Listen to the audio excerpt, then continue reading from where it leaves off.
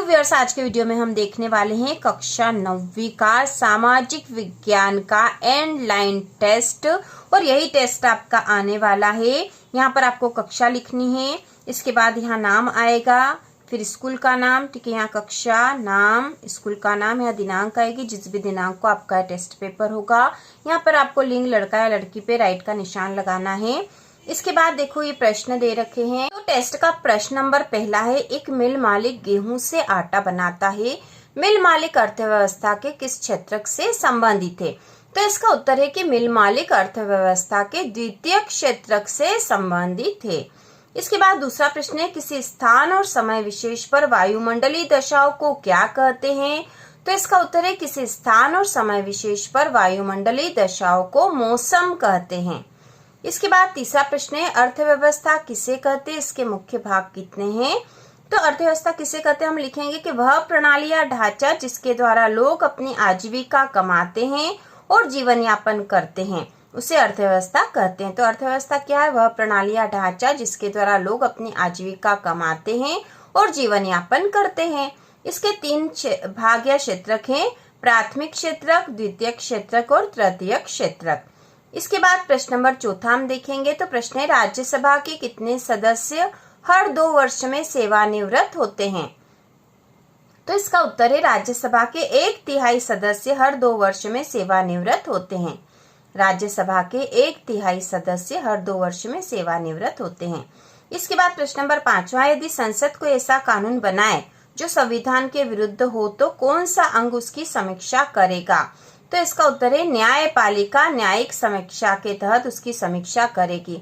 तो कौन सा अंग समीक्षा करेगा? न्यायपालिका। इसके बाद प्रश्न नंबर 6 है, कर्क रेखा भारत के लिए महत्वपूर्ण क्यों है? तो इसका उत्तर है 2 कारण हमने यहाँ लिखे हैं। पहला है, कर्क रेखा भारत को लगभग 2 बराबर भागों में बांटती है, और दूसरा यह देश की जलवायु को निर्धारित करती है, इसलिए कर्क रेखा भारत के लिए महत्वपूर्ण है। इसके बाद प्रश्न नंबर जो 7वां है, भारत का मानक समय 82 डिग्री 30 कला पूर्वी देशांतर को ही क्यों लिया गया है? तो इसका उत्तर है कि पहला पॉइंट हम लिखेंगे, देशांतर रेखा भारत के लगभग मध्य से होकर गुजरती है। दूसरा है, भारत के सबसे पूर्वी अरुणाचल प्रदेश और सबसे पश्चिमी गुजरात भाग के स्थानीय समय में 2 घंटे का अंतर है। पूरे देश में एक समान समय रखने के लिए इसे मानक समय माना गया है।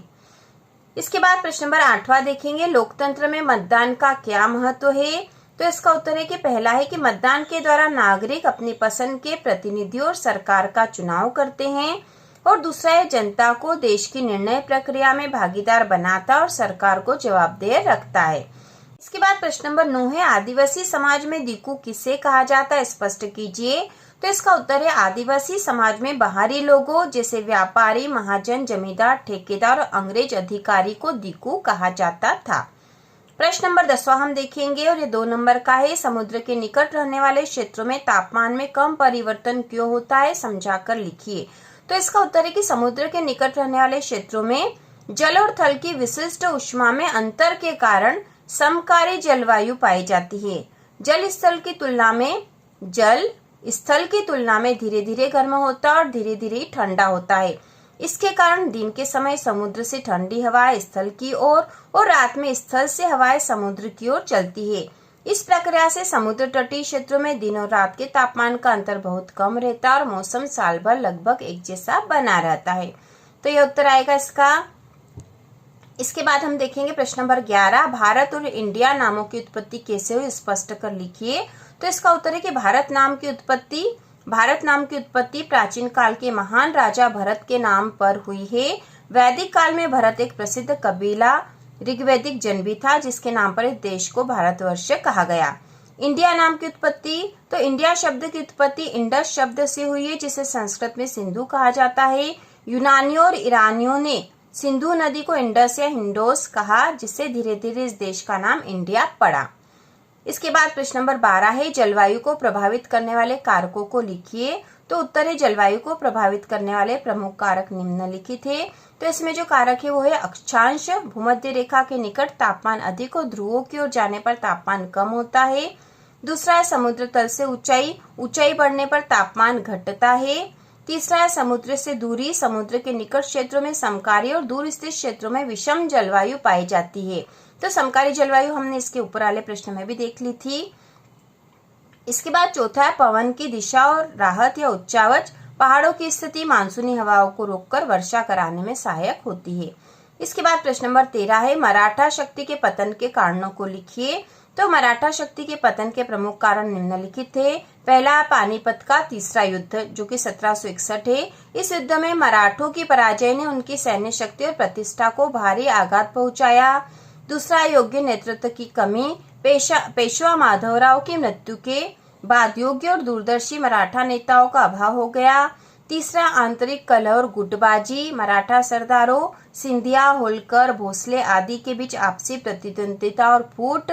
और चौथा सशक्त गुप्तचर व्यवस्था और आधुनिक युद्ध नीति का अभाव।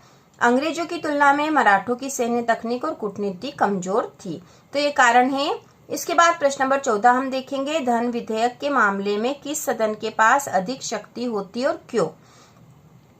तो इसका उत्तर है कि धन विधेयक के मामले में लोकसभा के पास अधिक शक्ति होती है।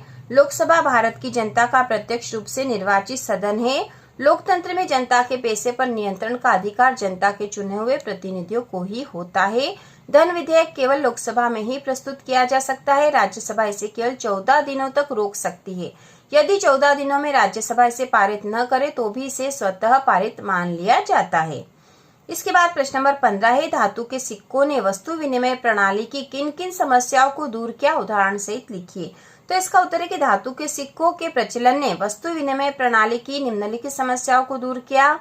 इसमें है पहला आवश्यकताओं के दोहरे सहयोग की समस्या का अंत। वस्तु विनिमय में ऐसा व्यक्ति खोजना पड़ता था जिसे आपकी वस्तु की आवश्यकता हो और जिसके पास आपकी जरूरत की वस्तु हो। सिक्कों के आने से कोई भी व्यक्ति सिक्कों के बदले अपनी मनचाही वस्तु खरीद सकता है। उदाहरण गेहूं बेचकर पैसे प्राप्त करना और फिर उस पैसे से कपड़े खरीदना। दूसरा है मूल्य के मापन में आसानी। वस्तु विनिमय में किस वस्तु का कितना मूल्य है यह तय करना कठिन था। सिक्कों ने हर वस्तु का एक निश्चित मूल्य निर्धारित कर दिया। इसके बाद है संचयन में आसानी। अनाज या पशुओं को लंबे समय तक संचित करके नहीं रखा जा सकता था, लेकिन धातु के सिक्कों को लंबे समय तक सुरक्षित रखा जा सकता है।